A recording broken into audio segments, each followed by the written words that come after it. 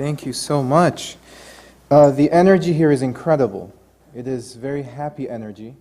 And at the spur of the moment, I remembered a little exercise from Sheikh Nazim's representative, Sheikh Hisham Qabbani, who his headquarters is in Flint, and he's my Sufi guide, immediate Sufi guide. He once asked all of the students during one lecture, when the situation in the world seemed to be completely miserable, to raise their hands and say, "Be happy!" So let's do that on 1, 2, 3. Be happy! Yes. There is always happiness in the divine presence. There is never any sadness. Sadness just comes from within us. Well, I'm so pleased to be here, and I just wanted to spend a few moments just telling you about myself before heading into the topic for today. I am a first-generation Iraqi immigrant who migrated from Iraq to Jordan after the first Gulf War in 1991. And then we lived in Jordan with my father. My father is here and the rest of my family until 1996, at which point we came to America. And religion was not on my mind, certainly not in my heart, until about after September 11th. Not by any sort of relationship that I can think of right now. It just sort of happened. And I went through all sorts of phases of trying to figure out what type of Muslim I want to be until in 2010. So I went through all sort of what we call them illiterate Muslims who are just worshiping God as they like, and I missed that period of my life. And then I got to the sort of, austere, ruthless, vengeful. And in many ways, the silver lining in that is then I understood how beautiful Sufism is when I managed to find Sufism in 2008. And recently, over the past few years, I've sort of entered an introspective period where I reflect over sort of an unfinished childhood. A childhood in migration, and what's the spiritual reality of that, right? And I also was born into a family of artists, which I'm so happy to see so many artists here and artwork. My father is a photographer alongside being an entomologist. My mother is a painter, my brother is an architect, and my sister is a pottery maker. And I sort of played with all sorts of stuff. And then currently I'm a creative writer. So I write poetic reflections, much like the great things that were read here. And I also am practicing the oud, which is a Middle Eastern instrument that's the ancestor of the guitar. Fretless, basically a fretless guitar. But I am currently also teaching this workshop called The Art of God.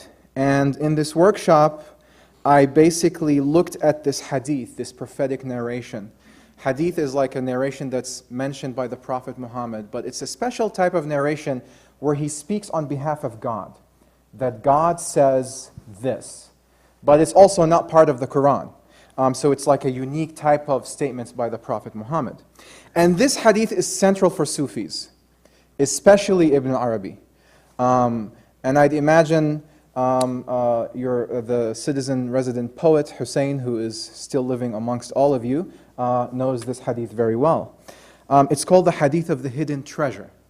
So I will read it in Arabic because Sufis believe that power of meaning is transmitted through the original language of Arabic. Professor Bardenstein here, who's my teacher at the University of Michigan, she knows Arabic, and I hope many of you here know Arabic, so you'll find the sort of the power of it. It says, God Almighty says, كنت كنزا مخفيا فأحببت أن أعرف فخلقت الخلق لكي أعرف. So God says, I was a hidden treasure and I loved to be known. So I created creation so that I might be known by them. Or in other narrations, so they might know me. Now the reason I chose this hadith is because in this workshop, The Art of God, I related this hadith, this divine statement to the creative process. Because I believe that art is divinely rooted. One of the most well-known contemporary Sufis, Hazrat Inayat Khan, he says that if there was an art that deserves to be called divine, it is music, because it is completely formless. But he says that all art is rooted in God. After all, creation and creativity are basically the same word. And in Arabic, one of the names of God, Khaliq, creator, is related to Khallaq, which means the creative artist. So this idea of bringing things of inspiration from within is very much what God does. And we are all His artwork.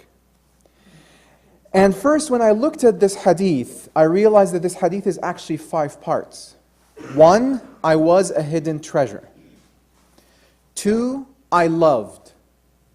3, to be known. 4, so I created creation. And 5, so that I may be known by them. And then I began to realize, what if we associate these 5 different stages with the creative process? And so I have here in the sheet that's in the booklet a little exercise to go with each of these components. I was a hidden treasure. Is God before God is known? God only as God knows Himself. Ibn Arabi says that there was deep creative tension inside the divine essence. God wanted to manifest Himself, and there was no creation to know Him at that point. And so He was like a hidden treasure, only known to His own self. And I like to think of this as what we oftentimes call a creative block. But through spirituality, we see that the creative block is actually a light at the end of a very, very long tunnel, no matter how long it seems. So if we can just close our eyes and meditate of us standing at a shore, an endless ocean, and this ocean is entering into a riptide. The water is receding, and there seems to be nothing but drought. And yet, deep within us, as Ibn Arabi tells us, God is within, we almost feel a massive tidal wave of light coming from the distance. It is rising within us, and we can hear the sound from far away. And then this intuitive feeling of a coming tidal wave of light also begins to unleash a fragrance, a beautiful fragrance that somehow we understand is also what light smells like. And it becomes to overwhelm our entire beings, within and without. And yet, the sand beneath our feet is dry. Our skin and our bodies tell us that there is nothing but drought. But we know within that this beautiful, fragrant light is coming. Okay, so that's how I like to think of the hidden treasure.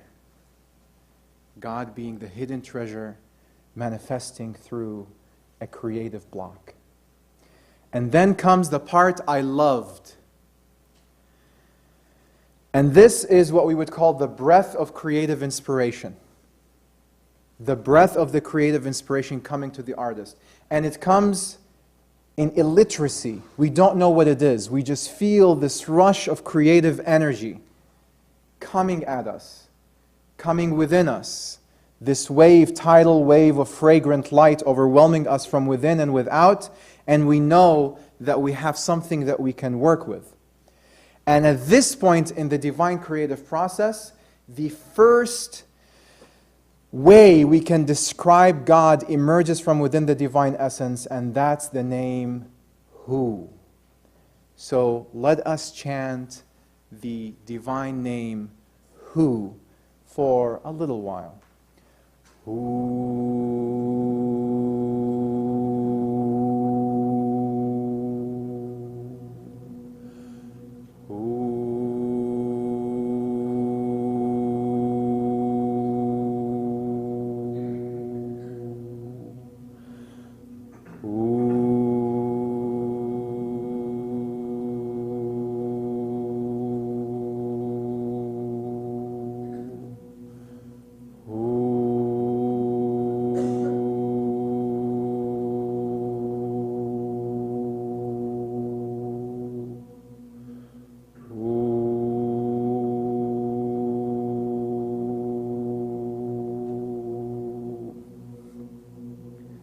And that sound continued for what seemed like an eternity. And it filled all the spirits of the created things which are still residing inside the divine essence in love and rapture and ecstasy. And then comes, and the important thing here is to realize that love comes before knowledge. This is one of the most powerful things about this narration, is that the first relationship that God established with His creation is love. He says, I loved. God is a lover and a beloved at the same time. The word in Arabic for lover and beloved is one and the same, Habib. Habib means both lover and beloved, which is all about the union of love. So God loved, and then came knowledge, and knowledge is born out of love. If we use knowledge to interact with the world, we will be judgmental. There is something I've been thinking about this last few days. It's called this aesthetic principle, 3 principles of the aesthetic process. Love before knowledge, mercy before justice, and beauty beyond measure. And we see that emanating here. God says, I loved, and then comes the knowledge. And the knowledge is God knowing Himself in the mirror of an other, the mirror of His creation. And for artists, spiritually rooted artists, I like to call this the anxious artistic movement. Every artist knows what this is. You have a creative energy, but you have no idea what to do with it. So you sit down to write your lyrics, you sit down to write your music, you sit down to write your poem, you sit down to rehearse the play, and nothing happens. And then what happens? You go to get dressed in front of the mirror, and boom, it comes to you. This is anxious artistic movement, and basically for artists, it is artists witnessing themselves in the unfamiliar, which is mimicking God knowing Himself in the mirror of His creation. Witnessing yourself in the mirror of someone who is foreign to you. And imagine the perplexity of that. Witnessing yourself in someone that you don't know, and at the same time you sense this sense of fear, and yet at the same time this sense of hope. And I've always wondered, why do artists always have this experience? Why do we always perceive ourselves or receive? The word in Arabic for that is madad, spiritual sustenance to perform a task, our creative task, in the unfamiliar, at the times when we're not expecting it. And then I realized maybe that's how God lets us know that creative inspiration is coming from Him, and it cannot be scheduled. Right? If you could schedule it, then it's under your control. But you cannot schedule it. And yet, we also know that the 3 hours of practice every day on the piano matters. But that's not where the growth happens. It happens on its own time, because it's coming from a space beyond time. It's coming from a realm beyond time. To be known, anxious artistic movement. I really liked the poem that was read, and the mention of the still water being dead, because this is a very much a Sufi concept. It's actually an Islamic concept. And Ibn Arabi has a very famous statement. He says, reality is perplexity. Perplexity is anxiety and movement is life. There is no nihilism, no death, but eternity. And he actually gets this from the idea that in Islamic law, you cannot make ablution with still water, because still water is dead. Water has to be moving in order for it to be considered alive, because everything moves. I created creation.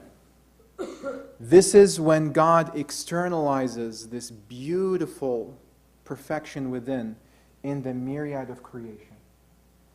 And for the artist, this is the externalization of the artwork. This is when the process of translating the ineffable within us into a mere drop that appears in a painting or appears in music is accomplished. So we see here that what we're doing as artists is actually imitating God. We are being at the highest possible way of being divine. if we are talking about namaste, of witnessing the divine within the other, the perfect way to embody namaste is the creative process. Necessarily so. And for that, I forgot the chant for the to be known. So for the to be known, this anxious artistic movement, after the name Hu, comes what's known as the Jalali name. The name, the powerful, majestic name of God, which is Allah, which we used to chant before the meditation. So let's just do that with a little bit of a different melody now. Allahu Allah, Allahu Allah, Allahu Allah, Allahu Allah, Allahu Allah, Allahu Allah, Allahu Allah, Allahu Allah, Allahu Allah, Allahu Allah, Allahu Allah, Allahu Allah, Allahu Allah, Allahu Allah, Allahu Allah, Allahu Allah, Allahu Allah, Allahu Allah. And then at this moment of the externalization of the creation, the Sufis believe the creation emanates and moves and lives and thrives and expands from the divine essence through La ilaha illallah. La ilaha illallah is basically a statement of monotheism. There is no God but God. Now, it's a kind of a perplexing thing to say that creation expands through witnessing and testifying that there is no God but God. But this is really nothing but this namaste, meaning that everywhere you look in creation, you should see nothing but God. And so we'll also recite this using the Naqshbandi melody. La ilaha illallah, la ilaha illallah, la ilaha illallah, la ilaha illallah, la ilaha illallah, la ilaha illallah, la ilaha illallah, la ilaha illallah, la ilaha illallah, la ilaha illallah. And then the final stage, so that I may be known by them. And this is when the creation is standing facing God. And they are none other than God. And God is witnessing Himself, through Himself, within Himself, in the mirror of Himself. And we stand there looking at our artwork, which is none other than us. It came from within us. And yet there it is. It's an other. And one of the most difficult things for the artist to do is to let go of the artwork and see how it is interpreted. It lives a life of its own. And in the divine creative process, the Sufis believe that this perfect artwork of God, the perfect divine work which perfected the divine project to witness His own completion and perfection in the mirror of creation, is the Muhammadan reality, or the reality of the Prophet Muhammad. And so usually this praise of the perfect divine work is a formula of salawat, or benedictions upon the Prophet. And I hope we are able to do this. It's somewhat of a long sentence, but I will say it a few times. If you just look at the paper and try and follow the melody. So the basic translation of this is, O God, send your prayers and salutations upon Muhammad and the family of Muhammad and abundant peace.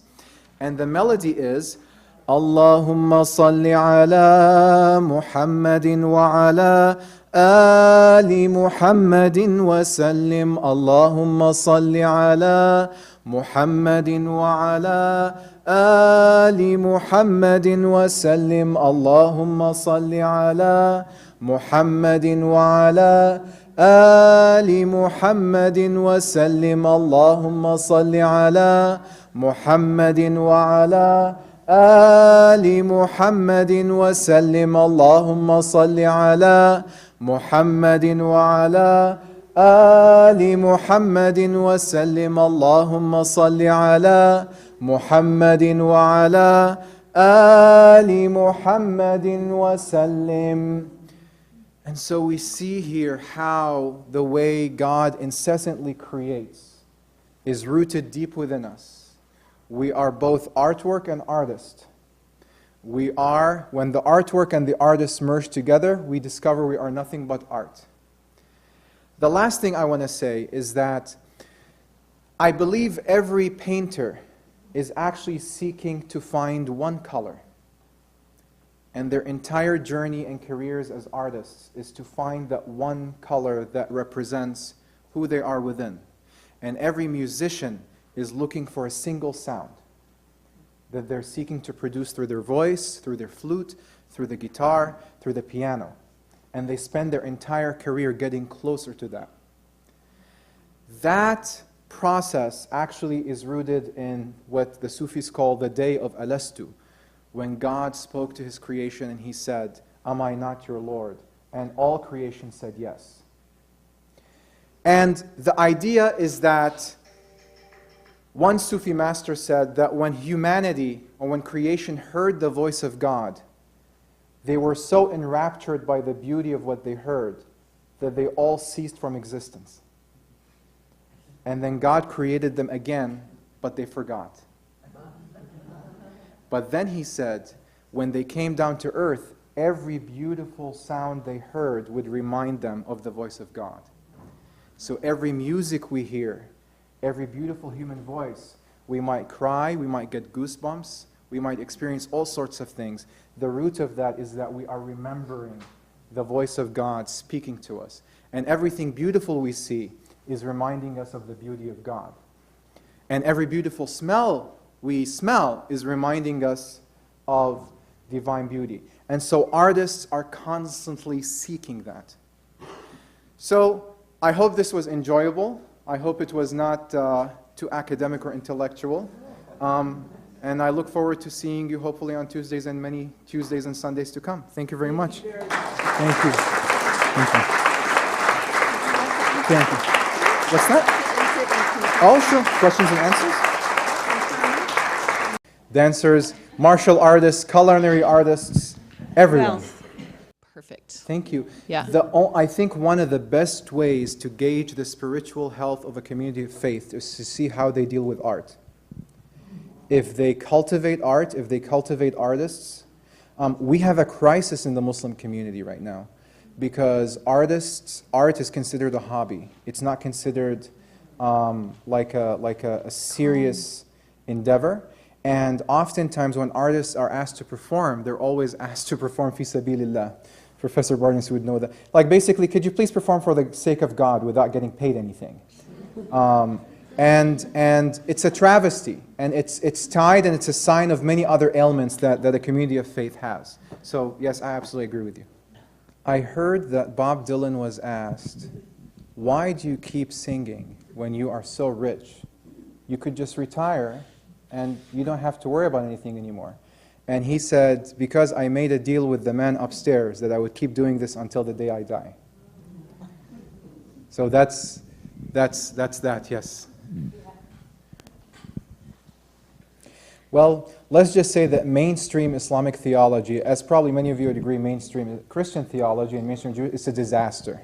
It has very little connection to the tradition of Rumi and Ibn Arabi and Hafiz and Attar.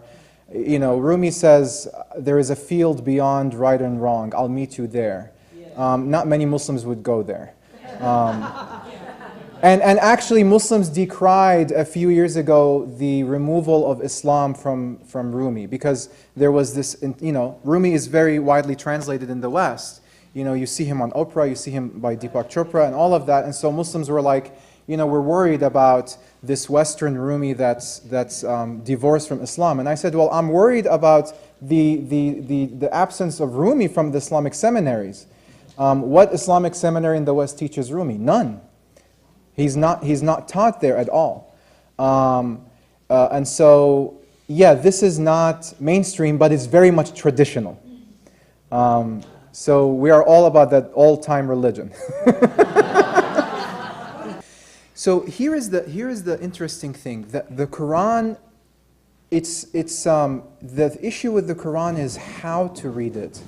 Ibn Arabi is so thoroughly rooted in the Quran that he frustrated many of the theologians of his time, because he paid a very close attention to the letter, and yet he deduced such different interpretations that he was, and this is the reason why he's compared a lot to, for example, Meister Eckhart, that he is this sort of creative interpreter of the Quran, that if I were to give you an example, there is a word in the Quran to describe hell, and the word in Arabic is adab, punishment. So every theologian, when he looks at this word, he says this is just punishment. There is no way to think about it. Ibn Arabi says adab comes from the Arabic word aduba, which means sweetness. So he says this means that the punishment of hell is not the punishment that we think about, that the people of hell will be enraptured in sweetness, because this is the solution, this is what their dispositions are made of. Now, when people read this, they said Ibn Arabi is completely distorting what the Quran means. And Ibn Arabi is just saying, no, I'm just sticking true to the letter of the word. So Ibn Arabi gives us this way of looking at the Quran altogether differently. That because it is divine revelation, it is actually, should be read more like an artwork. It is not a book of law. And this is the terrible mistake that we see throughout Muslim societies. They're looking at it as a book of law, when in reality it is an it's like a stream of consciousness of the divine artist. Sufis have also said that the Quran is a letter of love from God to the Prophet, which means that all of the verses of punishment and admonishment should be interpreted in this way. Like when a lover says, he says, you will see what I'm going to do to the people who speak against you. It's metaphorical. Once you have this framework of Ibn Arabi or Rumi, everything changes. So yes, the Quran has verses that talk about war, but Sufis have never had a problem with those because they understand that this war is happening within us. It's not happening against other people. And they're so preoccupied with themselves, they're so enraptured in love. And I mentioned this to Annie and Delith when I first met them, a famous Turkish poet, Yunus Emre, who was known, he was a lawyer actually, he was a judge. He finished all studies of religion and then he met a Sufi dervish, Taptuk Emre in Turkey, who completely cooked him, as the Sufis would say. Cooked him in love until he became known as Yunus Emre. He gained the last name of his Sufi master.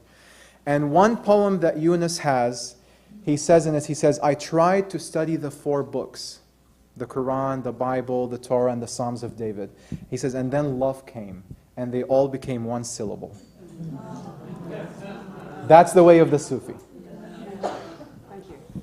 One of the greatest things I heard is from Steven Spielberg. He said that the reason he made E.T. and Jaws is because he has deep fears of water, of deep ocean waters, and he has a fascination with space. He says, so when I make my movies, I am externalizing my fears. And I'm putting it in front of me, and through my artwork, I can see my myth work its way to a natural end. And when I share the movies with my audience, we're like an army of gladiators rushing towards this fear. And all of a sudden, my fear dissipates. So this is, again, God witnessing himself in the mirror of the other, and that's exactly what artists do. That we have these things that we need to see to their natural end. And the only way and the natural end never comes. It just keeps stretching and stretching and stretching and stretching and moving and moving. And so I think Spielberg explains what you're saying perfectly. Thank you. I think, as a humanity, we are now at the precipice that artists belong to an ancient way of being that you don't even find in the mosques and the churches, unfortunately. part of the aesthetic way of being is not only how well you take care of artists, but how aesthetically attractive is your house of worship. What color choice do you have on the walls and the carpets and all of that? Because that can turn off or turn on your spiritual well-being. And artists, this way of thinking, there is a book called The Mona Lisa Stratagem. And in there, it is mentioned that when Leonardo da Vinci was, and I will end with this, I'm sorry, I'm taking too much of your time. Then when Leonardo da Vinci was dying, he was hugging the Mona Lisa. And then the king walked in, and he said, and he was watching him die. And then when he died, they wanted to take the painting, and the king says, no, wait, I want his spirit to go into the painting. Now, many years later, I was visiting the Chicago Art Institute, and I came across this book by Matisse. And Matisse is having a conversation with his student, and they're disagreeing about how to paint. And then all of a sudden, Matisse he tells the student, Cézanne, the famous French painter, believed that every beginning artist should go to the Louvre, the museum, and find his teacher in the paintings. And then they spend the rest of their life bringing the vision of that teacher to life. I realized at that point that museums are mausoleums. They're shrines for saints. This is an ancient way of being. You can't even talk like this at a church or a mosque. They'll call you crazy. So thank God this is a mental house, right?